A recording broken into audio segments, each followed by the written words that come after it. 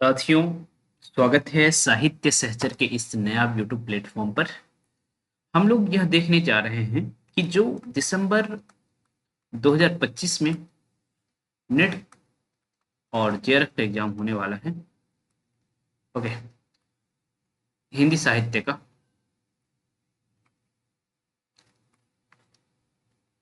उसके लिए हम वीकली टेस्ट अभी ले रहे हैं।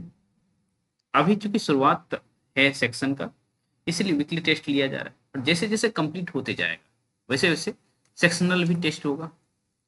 ओके, और फिर जब हमारा पूरा कंप्लीट हो जाएगा, है ना, तो फिर मॉक टेस्ट भी होगा।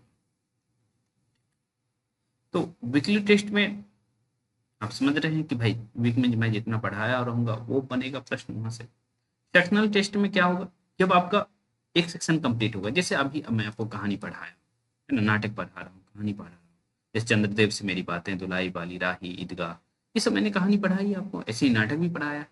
ठीक, तो जब पूरा कहानी सेक्शन पूरा कंप्लीट हो जाएगा तो एक सेक्शनल टेस्ट हो जाएगा, और एक नहीं, वो दो होगा।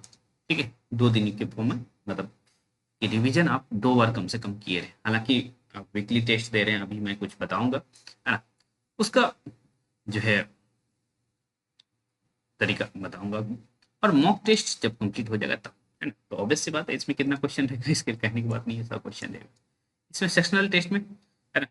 60-60 या 30-30 करके जो भी रहेगा।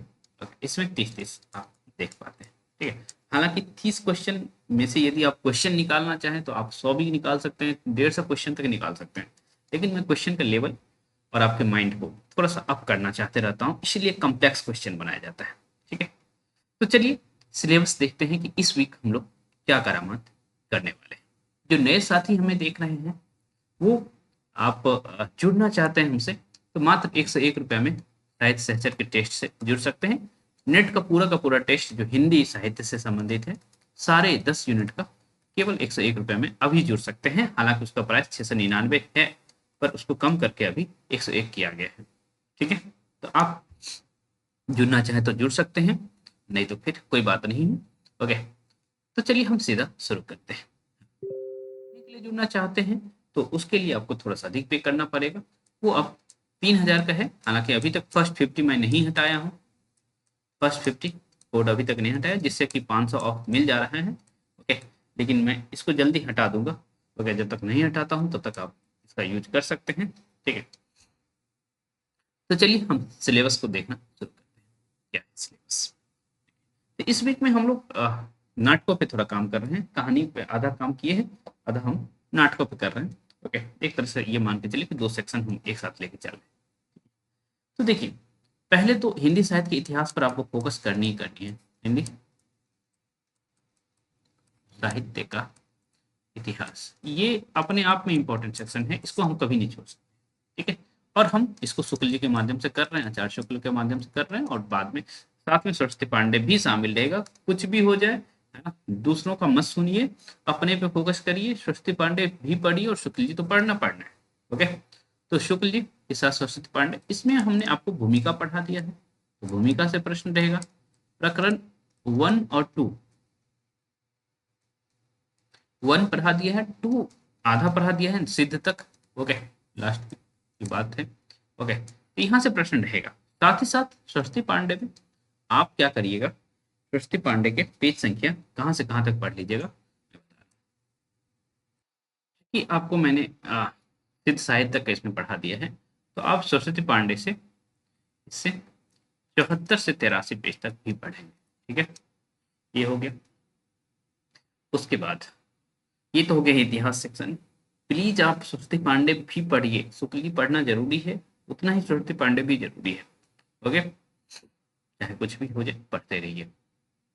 उसके बाद क्या करना है साथियों, उसके बाद आपको 2 कहानी जिस पर विशेष फोकस करना है, और वो 2 कहानी है चीफ की दावत। चीफ की दावत ये भी पढ़ाया गया है, और साथ ही साथ आपको पढ़ाया गया था उसने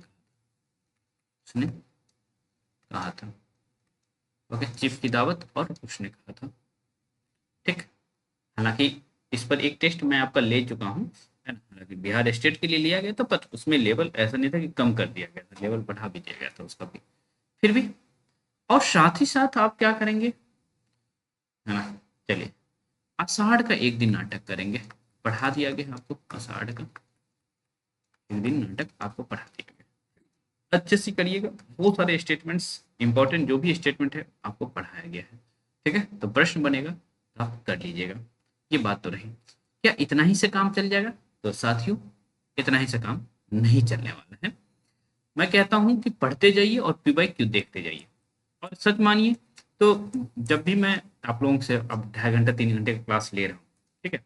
एक क्लास आपने देखा कि भाई चंद्रगुप्त का एक अंक पढ़ाने में मुझे 2 घंटा 37 मिनट लग गया, दूसरा अंक पढ़ाने में भी 2 घंटा 30 मिनट लगा, तीसरा चौथा भाई बाकी ही है। ओके, उतने करने के बाद और बाकी क्लास लेने के बावजूद भी रात को मैं आप लोगों का पीवाई क्यू जरूर देखता हूँ। तो आप लोग भी अपनी आदत में पीवाई क्यू देखना डाल लीजिए। तो कहाँ कहाँ से पीवाई क्यू देखेंगे? देखिए क्या क्या पीवाई क्यू देखना है। अंधेर नगरी नाटक आपको पढ़ा दिया गया है, तो उसका पीवाई क्यू देखना है। आषाढ़ का एक दिन आपको पढ़ाया गया, उसका पीवाई क्यू देखना है। पीवाई क्यू उल्टाइए, कम से कम 2025 जनवरी से आपके पास होना चाहिए, लेकर के अरे 2020 तक तो देख ही लीजिएगा, 5 साल देख लेंगे बहुत है। आषाढ़ का एक दिन, उसके बाद चंद्रदेव से मेरी बातें पढ़ा दिया गया आपको, धुलाई वाली पढ़ा दिया गया है, राही पढ़ा दिया गया है, एक टोकरी भर मिट्टी पढ़ा दिया गया है, ईदगाह पढ़ा दिया गया है, और कानों में कंगना सहित ऊपर वाली बात तो पढ़ा ही दिया गया है, जो मैं कह रहा हूँ उसने कहा था, और चिप की दावत। तो जो अब तक पढ़ा दिया गया है, ठीक है, उसका भी पीवाईक्यू जरूर देखेंगे आप लोग, ठीक है। इससे क्या फायदा होगा कि आपको आइडिया लगेगा ना कि हम जो पढ़ा रहे हैं और आप जो पढ़ रहे हैं, ओके, वो हम एग्जाम में अप्लाई कर पा रहे हैं कि नहीं कर पा रहे हैं, है ना। या फिर आपका जो टेस्ट लिया जा रहा है उसका लेवल क्या है, क्या उससे घटिया लेवल का टेस्ट है या उससे अपर लेवल का टेस्ट है। घटिया लेवल का टेस्ट है तो टेस्ट देना छोड़ दीजिए, है ना, मैं सच कह रहा हूँ। यदि उससे अपर लेवल का टेस्ट टेस्ट है, उसके बराबर का टेस्ट है, तब टेस्ट दीजिए, तो ही फायदा होगा। वरना टेस्ट ऐसे इधर उधर का टेस्ट दे देंगे तो कैसे फायदा होगा, है ना। तो लेवल का जो टेस्ट देना है, तो अवश्य बात है आपको पढ़ना पड़ेगा। और इतना पढ़ के आइए, कल कोशिश करूंगा कि 5:30 में आपका टेस्ट शुरू हो जाए। एक पोल करवा लूंगा कि 5:30 बजे टेस्ट लेंगे या रात को टेस्ट लेंगे, है ना। रात को यदि 9 बजे टेस्ट ले लें तो कोई दिक्कत नहीं है ना, तो भी ठीक है। या आप लोग कहेंगे 10 बजे रात में लीजिए, तो वो भी कर सकते हैं। तो एक पोल हम करवा लेंगे टेस्ट का टाइमिंग का, ठीक है। क्योंकि 5 साढ़े 5 बजे बहुत लोगों को इशू भी रहता है, और एक क्वेश्चन पे हम 1 मिनट आपको देंगे, ठीक है। और 1 मिनट भी आप लोगों को कम पड़ेगा। और देखिए 30 क्वेश्चन के का वादा तो कर रहा हूँ, हो सकता है ये बढ़ करके 40 भी हो जाए। मुझ पे डिपेंड करता है ये कि मैं कितना क्वेश्चन रखूंगा, ठीक है। और मेरा जो जाने का प्लान था वो कैंसिल समझिए, ठीक है। तो उम्मीद है कि आप अच्छे से पढ़ के आएंगे, तो मुझे अच्छा लगेगा। और आप 30 में से कम कोशिश करिए कि भाई 25 तो आ जाए। और 25 यदि ला दिए ना, तो आपका जेआरएफ कोई नहीं है। मेरे टेस्ट में यदि आप 25 ला रहे हैं, है ना, तो समझ लीजिए कि आपका जेआरएफ पक्का। ये बात आप समझ लीजिए, चाहे कितना भी क्वेश्चन भारी आ गया, कुछ भी आ गया, लेकिन यदि आप मेरे टेस्ट में आप 25 ला दिए तो जेआरएफ पक्का, ठीक है। और 20 ले आ रहे हैं तो नेट भी पक्का, ठीक है। लेकिन नेट के लिए क्यों जाना, जेआरएफ के लिए जाइए, ठीक है। तो मिलते हैं कल टेस्ट में, ओके। परसों भी हम टेस्ट में मिलेंगे, परसों हम देखते हैं कि क्या सिलेबस बनता है, ठीक है। चलिए, और इतना बार मैं रिवीजन करवाऊंगा ना कि आप सोचेंगे कि रिवीजन करते करते थकेंगे। नेट ये पेपर 1 पे भी हम काम करेंगे, है ना। तो उसका भी हम अपने तरीके से उसका पीवाईक्यू या फिर टेस्ट ऑर्गेनाइज हम करेंगे अपने तरीके से, है ना। लेकिन ये जो पेपर 1 का टेस्ट है वो केवल और केवल पेड स्टूडेंट के लिए रहेगा। तो जो बैच परचेज करे हैं उनके लिए रहेगा। जो टेस्ट में एनरोल करेंगे केवल उनको हिंदी साहित्य का टेस्ट मिलेगा।